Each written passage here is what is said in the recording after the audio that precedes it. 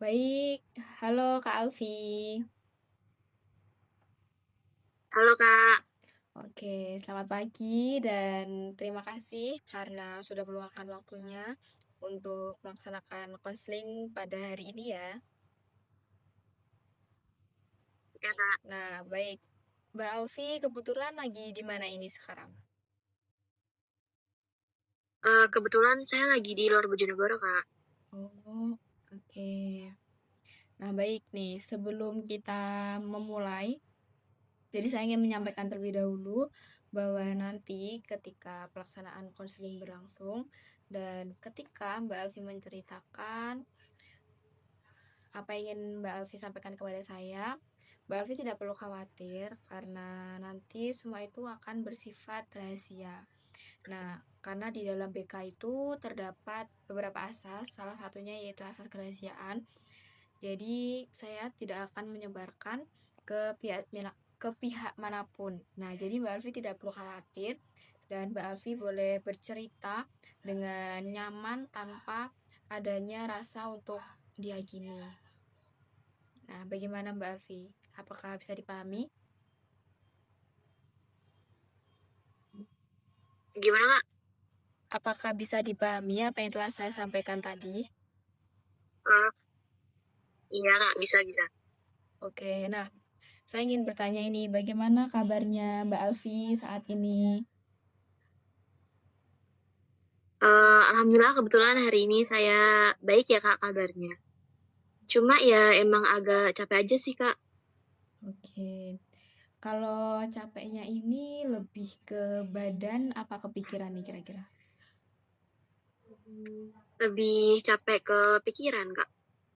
Oke, emang sih ya, apalagi sebagai mahasiswa untuk ini termasuk mahasiswa semester tua ya Kak ya? Yang Iya Kak, dimana betul pasti banget. capek pikiran itu selalu datang. Apalagi ditambah dengan tugas, lingkungan, dan juga ada tuntutan. Nah, kalau lagi capek seperti ini nih, biasanya apa sih yang akan Mbak Alfi lakukan kira-kira? Biasanya kalau saya lagi capek tuh suka menyendiri aja sih Kak. Atau enggak kadang dengerin lagu buat menenangin diri gitu. Oke, berarti Mbak Alfi ini tipe orang yang memproses semuanya sendiri terlebih dahulu ya Mbak ya? Seperti mencari cara untuk Iya betul menenangkan banget diri. Kak. Nah, oke. Lalu Mbak Alfi menghubungi saya karena ingin melaksanakan konseling kepada saya. Nah, kira-kira apakah ada hal yang mengganjal nih terhadap Mbak Alfi? Seperti itu. Kebetulan ada Kak, ada banget. Nah, sekarang Mbak Alfi mungkin bisa menyampaikan kepada saya dan bisa diceritakan.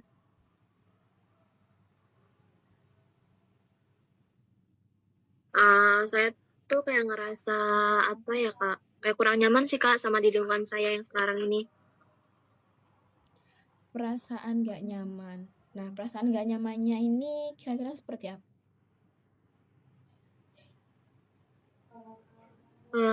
Saya tuh kayak ngerasa susah kayak apa ya Kak, berbaur sama orang-orang sekitar, bergaul sama mereka gitu. Terus saya juga ngerasa kayak saya tuh seperti apa ya, beda sama mereka gitu Kak, kayak asing gitu.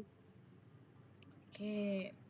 Nah, gini, sebelum kita masuk ke lebih jauh lagi ini, nah, boleh nggak kira-kira Mbak Alfi ini menceritakan mengenai latar belakang Mbak Alfi? Boleh Kak, boleh banget. Ya, silahkan kalau gitu. Jadi tuh saya tuh dulunya nggak di sini ya Kak. Saya tuh dari kecil itu tinggal di Jakarta Selatan. Kebetulan orang tua saya kan kerja di sana merantau. Paling pulang ke sini tuh ya setahun sekali gitu Kak. Nah, saya kan terbiasa sama suasana Jakarta itu yang rame ya Kak, yang nggak pernah sepi itu. Terus sama orang-orangnya itu kan sisinya kan pada terbuka. Nah itu kayak beda banget sama yang saya rasain tuh di sini gitu. Di sini kan kalau orangnya tuh apa ya, bukannya nggak terlalu terbuka sih, tapi kayak ya agak beda lah Kak. Oke, berarti di Jakarta Selatan ini menjadi tempat kamu tumbuh sejak kecil ya, seperti itu, Mbak? Iya Kak, betul banget. Terus aku itu pindah ke sini nih waktu aku lulus SMA Kak, kebetulan. Waktu sekolah aku selesai, so aku pindah ke sini dan aku melanjutkan ke jenjang berikutnya yang apa tuh kuliah tuh di sini di Bojonegoro. Oke, jadi kamu itu pindah ke sini kira-kira dengan orang tua atau bagaimana, Mbak? Enggak Kak, aku tuh kebetulan pindah ke sini tuh sendiri di awalnya. Karena waktu itu kan apa tuh kakek aku tuh meninggal, terus akhirnya orang tua aku kasihan sama nenek aku yang sendirian di sini, apalagi udah tua kan. Ya akhirnya aku disuruh pindah ke sini buat temenin nenek aku. Tapi beberapa tahun terakhir ini ada aku juga dipindah ke sini sih Kak, buat temenin aku sekolah di sini tuh Oke. Kak. Oke, saya mengerti. Mengerti ya. Jadi perpindahan kamu ke sini itu dengan alasan karena menemani nenek yang sudah menua ya, Mbak ya. Dan perpindahan itu Iya betul terjadi banget. tepat pada fase transisi di mana Mbak Alfi ini dari siswa menjadi mahasiswa. Iya Kak, itu betul banget. Berarti perpindahan Mbak Alfi ke sini itu berjarak dengan adiknya apa emang bareng-bareng pindahnya ke sini gitu? Berjarak Kak. Aku kan di sini udah ada 4 tahunan ya Kak. Kalau ada aku tuh baru setahun 2 tahunan terakhir ini. Oh, gitu. Iya Kak. Oke. Lalu kendala Mbak Alfi ini dari fase transisi ini seperti apa? Mungkin yang Mbak Alfi rasakan lah. Kendalanya itu lebih ke apa ya Kak? Bahasa ya Kak ya. Saya tuh harus kayak menyesuaikan cara komunikasi saya di sini sama yang di Jakarta itu kan kayak beda banget. Kalau di sini tuh ngomong sama orang lebih dewasa juga harus pakai bahasa yang agak lebih halus ya kan. Kayak di situ ada bahasa apa sih itu namanya? Kromo halus ya atau Ya, Samangoko itu ya Kak. Nah, kalau di Jakarta kan bahasanya tuh relatif sama ya Kak antara ngomong sama teman sebaya atau Kak sama orang yang lebih tua. Ya mungkin kalau di Jakarta tuh kalau sama teman sebaya tuh ngomongnya pakai lo gue. Terus kalau sama orang yang agak spesial atau mungkin agak yang lebih tua, itu biasanya pakai aku kamu Kak. Nah, terus saya juga kesulitan tuh karena di sini tuh itu ya Kak, bahasa itu kadang satu arti, satu bahasa itu tuh pengucapannya itu bisa banyak. Nah, itu aku juga bingung itu Kak. benar sekali sih ya Mbak Alfi. Karena dimana ketika kita berpindah, kita juga harus bisa untuk menyesuaikan dengan kondisi lingkungan, apalagi dalam segi bahasa, budaya. Karena apa? Karena agar tidak terjadi suatu kesalahpahaman atau bias. Dan kalau dibilang sih ya memang berat ya Mbak ya. Karena tentu saja banyak perubahan yang harus dihadapi secara bersamaan sih tentu saja. Kan yang perubahannya kan nggak cuma dalam komunikasi aja, tapi dalam bertingkah laku, dalam budaya, apalagi kalau dalam seperti apa tadi? Kalau di Jakarta kan dalam aku kamu itu lebih ke orang spesial gitu kan ya. Nah, jadi kalau di Jawa kan itu kan lebih hal yang Nah, iya normal betul aja banget Kak. gitu, seperti itu. Nah, Iya betul banget real. oke. Nah, lalu saat pertama kali Mbak Alfi berada di lingkungan baru nih, di lingkungan di Bojonegoro ini. Nah, hal apa sih yang paling Mbak Alfi rasakan gitu? Hal yang aku rasain waktu aku di sini tuh kayak aku tuh harus lebih berhati-hati banget ya Kak ya. Terutama ya cara komunikasi aku tuh tadi. Aku harus bisa menyesuaikan. Biar apa ya, biar kelihatan. nggak terlalu apa sih, nggak sopan gitu ya Kak. Benar sekali sih. Apalagi kita juga harus bisa kayak mengontrol diri agar apa sih, agar tidak terjadi salah paham atau dia menyinggung orang lain lah seperti itu. Apalagi kan kita juga dalam masa transisi kan, yang dimana apa namanya, kita belum gitu mengerti banyak lah tentang bahasa, tentang cara ngobrol agar tidak menyinggung satu sama lain seperti itu. Nah iya Kak itu. Iya Kak, karena takut dibilang nggak sopan. Ya, takut dianggap nggak sopan. Nah, takut dianggap nggak sopannya itu dapat menimbulkan apa? Secara emosional nih kalau menurut Mbak Alfi. Kalau itu bisa menimbulkan cemas sih Kak, sama ngerasa capek banget. Oke. Rasa cemas dan capek karena terus-menerus harus menahan diri. Jadi mana? Nah asli iya Kak, bener banget. Karena takut juga kan terjadi salah paham, baliknya lagi kan akan ke situ lagi. Pasti. Bener banget. Nah, lalu nih bagaimana perasaan itu dapat mempengaruhi cara Mbak Alfi untuk berinteraksi dengan teman-teman kampus seperti kalau teman-teman kampus sih pasti ya, tapi kalau di lingkungan sekitar rumah seperti itu, seperti nenek atau mungkin tetangga-tetangga dekat seperti itu. Jadi gini Kak, kan aku tuh awalnya tuh emang sini tuh lebih banyak ke apa ya, kayak diem gitu, kayak jarang mulai obrolan lah sama mereka itu. Padahal awalnya tuh aku tuh nggak sependiam ini. Aku tuh ya cukup banyak ngomong sih Kak, banyak ngobrol, nggak yang pendiam banget. Intinya gitulah Kak. Oke, saya paham. Berarti apa namanya, kamu ini awalnya memang tidak pendiam ya, dan apa namanya, menjadi pendiam itu karena untuk melindungi diri seperti itu. Iya Kak, bener banget. Jadi tuh kayak lama-lama tuh ngerasa sendirian gitu. Berarti kamu di satu sisi ingin merasa aman karena takut, tapi di sisi lain juga merasa kesepian karena aku tuh nggak punya banyak temen, nggak kayak dulu waktu aku di Jakarta seperti itu. Iya Kak, aku tuh di sini kayak ya ngerasa sendiri gitu loh Kak, sepi banget. Lalu kan dari perpindahan kamu dari awal sampai saat ini itu apakah benar-benar belum memiliki teman deket gitu, apa sudah cuman belum sedekat itu gitu? Awalnya sih ya belum ada sih Kak, kalau dibilang deket ya belum ada, kayak ya udah kenal-kenal aja biasa gitu. Oke, tapi waktu di kampus udah ada temen kan? Ada sih Kak. Oke.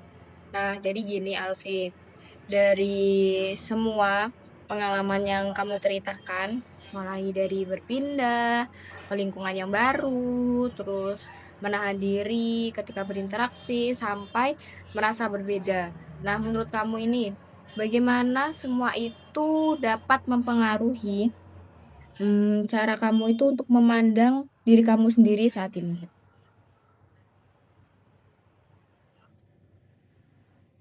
Aku tuh ngerasa kayak aku tuh orang luar ya Kak, orang asing gitu. Kayak ngerasa aku bukan bagian dari lingkungan ini gitu Kak. Oke, merasa menjadi orang luar. Meskipun kamu sudah berada dan berusaha di lingkungan itu.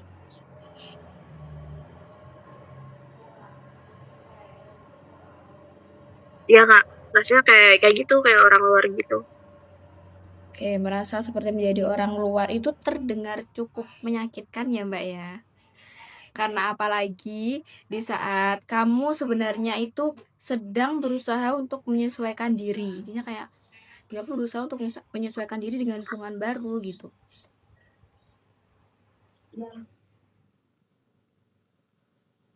Iya Kak, itu tuh udah tuh yang bikin aku tuh ngerasa kayak sedih gitu. Kayak aku nggak punya siapa-siapa ya di sini ternyata gitu. Oke. Nah, saya ingin menyampaikan sesuatu ya dengan kamu Alfi. Nah, yang dimana perasaan terasing, perasaan cemas, perasaan karena takut dan menahan diri itu bingung yang kamu alami adalah suatu pengalaman yang manusiawi gitu. Bagi ya semua individu yang mengalami perpindahan budaya, perpindahan ke daerah lain. Karena itu merupakan suatu proses dalam berinteraksi gitu loh. Dan itu juga bukan termasuk yang gagal gitu. Dan kamu juga bukan termasuk orang yang lemah karena kamu itu termasuk dalam proses beradaptasi karena dalam masuk lingkungan baru itu juga membutuhkan waktu yang cukup lama untuk beradaptasi. Apalagi dari Jakarta yang benar-benar berbeda dengan dari Jakarta yang benar-benar kota besar dan pindah ke daerah Bojonegoro yang termasuk daerah yang kabupaten dengan mungkin lingkungannya tempat tinggal yang lebih ke desa, kalau di Jakarta lebih ke yang perkotaan seperti itu ramai dan sebagainya dan di desa lebih ke asri mungkin dari tingkah laku dan cara pengucapan sebagainya sangat berbeda, cara pandang dan sebagainya. Itu merupakan proses dalam beradaptasi. Hmm, ya juga sih ya kayak semua itu tuh bukan berarti karena aku tuh lemah atau aku tuh gagal gitu ya Kak. Tapi tuh sebuah cara gimana cara aku tuh bisa adaptasi sama lingkungan aku yang baru ini. Nah, Ya kayak, benar banget. Nah, ya kalau sih. melihat dirimu sebelum pindah, hal positif apa yang kamu miliki? Mungkin yang dari itu dulu sudah kamu miliki gitu loh, yang tertanam pada diri kamu sendiri. Sebenarnya aku itu bukan orang yang diam ya Kak. Aku tuh orangnya tuh yang lumayan komunikatif gitu, gampang bergaul juga sebenarnya sama orang-orang. Berarti kan kemampuan itu masih ada di dalam diri kamu. Dan cuman emang tertahan oleh situasi aja gitu. Dan berarti kamu juga bisa kayak menjadi apa ya? Kayak kamu itu bukan menjadi pendiam gitu loh. Dan kamu bakal kembali lagi ke awal diri kamu lagi sebelum pindah. Punya teman banyak, gampang bergaul dan sebagainya gitu. Cuma emang kondisi saat ini masih terhalang oleh kayak kamu itu masih merasa bingung aja gitu. Iya Kak, bener banget sih Kak kayak gitu sebenarnya. Nah, oke. Nah, sebelum kita akhiri sesi konseling pada hari ini, saya ingin menyampaikan kembali nih, apa sih yang sudah kita bahas bersama tadi. Nah, dari ceritamu itu kan saya memahami bahwa kesulitan yang Alfi alami sebagai siswa mahasiswa itu bukan karena Alfi itu tidak mampu untuk beradaptasi, tetapi karena kamu itu sedang berada dalam proses penyesuaian diri terhadap lingkungan yang baru, budaya yang baru, yang berbeda dari latar belakang kamu sebelumnya di Jakarta seperti itu. Nah, kamu datang dari lingkungan yang lebih individual ya kali ya kalau di Jakarta. Soalnya kalau di Jakarta itu kayak lebih orangnya kayak nggak begitu ngurusin kehidupan orang lain seperti itu. Bener nggak, Mbak? Iya Karena betul masuk banget ke Kak asli. lingkungan baru yang memiliki norma dan cara berinteraksi yang lebih berbeda.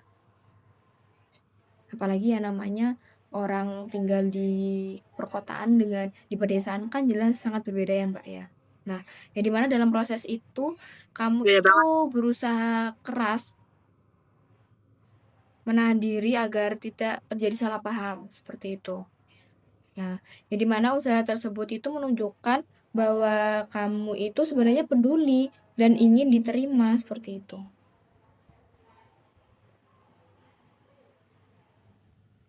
Iya Kak. Dan aku tuh kayak apa ya, baru sadar juga kalau selama ini tuh aku tuh terlalu kayak meragukan diri aku sendiri gitu. Dan kadang tuh sampai aku tuh punya pikiran bahwa kayaknya aku pengen balik aja deh ke Jakarta lagi. Ya aku tuh nggak mau di sini gitu. Kenapa? Kenapa kalau kamu pengen balik lagi ke Jakarta? Ya karena kayak aku bisa nggak ya nyesuaiin diri aku sama orang-orang sini? Aku bisa nggak ya sama mereka? Kayak aku diterima nggak ya sama mereka? Itu sih Kak. Jadi kayak ya udahlah balik aja sana pengennya gitu. Tapi kalau kamu balik, kira-kira kan juga bakal kan dari kamu sebagai siswa, terus kamu sekarang sudah menjadi mahasiswa nih. Kan sama aja nggak sih kayak bakal memulai suatu hal yang baru, berinteraksi dengan orang yang baru lagi. Kan waktu kalau kamu ke Jakarta kan juga nggak tentu kamu bakal bertemu dengan teman-teman kamu dulu waktu sekolah. Karena dunianya juga udah berbeda. Jadi sama aja dengan memulai suatu hal baru lagi. Cuma ya emang beda di budaya aja kali ya dalam bahasa dan dari perilakunya seperti itu. Tapi iya juga sih ya kayak kalau balik lagi ya itu pasti akan jadi kerjaan double baru lagi. Karena aku juga harus menyesuaikan diri aku lagi sih di sana. Ya, dari lingkungan perkuliahan ke lingkungan dan lingkungan sekolah itu kan juga sangat berbeda. Iya, Oke, berarti Mbak sudah mulai menyadari ya bahwa selama ini kamu lebih sering meragukan diri sendiri dan apakah aku bisa ya beradaptasi dan rasa ingin balik ke Jakarta. Padahal yang terjadi itu merupakan suatu proses yang tidak mudah tentu saja dan hal penting untuk Mbak Alfi ingat, Mbak Alfi tidak perlu menghilangkan siapa diri kamu untuk bisa diterima di lingkungan baru. Karena menjadi diri sendiri itu sambil belajar memahami budaya sekitar itu merupakan suatu proses adaptasi dan merupakan suatu proses manusiawi. wah, iya sih Kak. Aku jadi agak lebih tenang ya dengernya. Oke. Nah, lalu langkah apa yang akan Mbak Alfi lakukan agar agar perasaan apa namanya keraguan terhadap diri sendiri itu perlahan hilang gitu loh, Mbak? Apa? Mungkin langkah apa yang akan Mbak Alfi lakukan selanjutnya agar Mbak Alfi yakin bahwa oh ternyata ini proses proses merupakan proses yang wajar ya, proses beradaptasi yang wajar ya karena apa namanya perpindahan dari satu budaya ke budaya lain tuh juga nggak gampang dan perlu membutuhkan waktu gitu. Jadi kan karena emang awalnya aku tuh orangnya nggak yang pendiam banget, ya cukup bisa lah kayak ngobrol sama orang gitu. Jadi mungkin langkah yang akan aku lakukan tuh aku akan sokap, seakrab aja gitu sama mereka. Mungkin bisa dimulai dari kayak nyapa, terus kayak perlahan ikut gabung sama mereka, ikut masuk pembahasan mereka pelan-pelan. Ya biar apa ya, aku ini juga bisa membuka diri aku di lingkungan yang baru ini. Gitu, Kak. Oke. Berarti apa namanya tidak perlu memaksakan suatu perubahan besar ya, karena cuma fokus pada suatu langkah-langkah kecil yang tadi kamu sebutkan itu merupakan suatu awal yang baik gitu loh. Itu dengan mulai sokap, mulai saling menyapa, dan mulai membuka diri secara perlahan sesuai dengan kenyamanan Mbak Alfi. Iya, Kak. Eh, baik, baik Kak, untuk ke depan kalau misalnya aku ngerasa kayak agak apa ya, kayak balik cemas atau ragu, mungkin aku akan ingat kalau perasaan itu tuh bukan suatu tanda bahwa aku tuh gagal ya Kak. Tapi itu merupakan kayak bagian dari proses aku untuk aku tuh bisa tumbuh, bisa berkembang lagi gitu di lingkungan ini. Yes, betul sekali. Nah, baik Mbak Elvi, untuk sesi konseling kali ini kita akhiri sampai sini terlebih dahulu. Dan pada pertemuan berikutnya, kita akan membahas pengalaman Mbak Alfi setelah mencoba langkah-langkah yang tadi Mbak Alfi sebutkan dan mengeksplorasi strategi lain yang lebih sesuai dengan kebutuhan Mbak Alfi.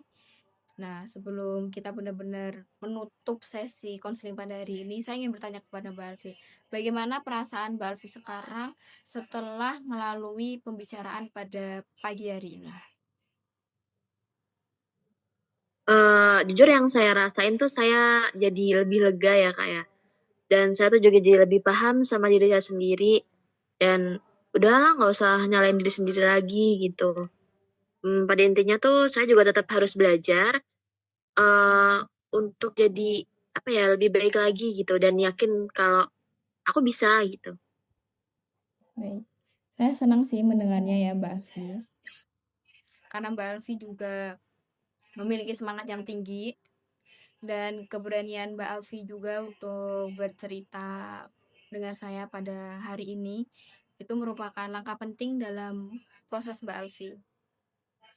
Dan saya juga mengucapkan terima kasih karena Mbak Alfi sudah percaya dengan saya dan mau berbagi cerita mengenai kesulitan Mbak Alfi yang dihadapi saat ini. Dan saya juga yakin bahwa Mbak Alfi bisa, dan untuk sesi konseling selanjutnya Mbak Alfi dapat menemui saya kembali di minggu berikutnya dan Mbak Alfi juga bisa menyampaikan mengenai progres langkah-langkah yang telah Mbak Alfi lakukan. Baik Kak, siap. Saya juga mengucapkan terima kasih banyak sama Kakak karena udah bantu saya buat saya tuh menemukan jalan keluar dari yang saya cemaskan selama ini. Dan makasih banget Kak udah nyadarin saya. Baik, sama-sama Mbak Alfi. Kalau gitu, terima kasih, selamat beristirahat ya Mbak ya. Ya, makasih Kak. Pamit ya Kak. Bye. Ya, bye.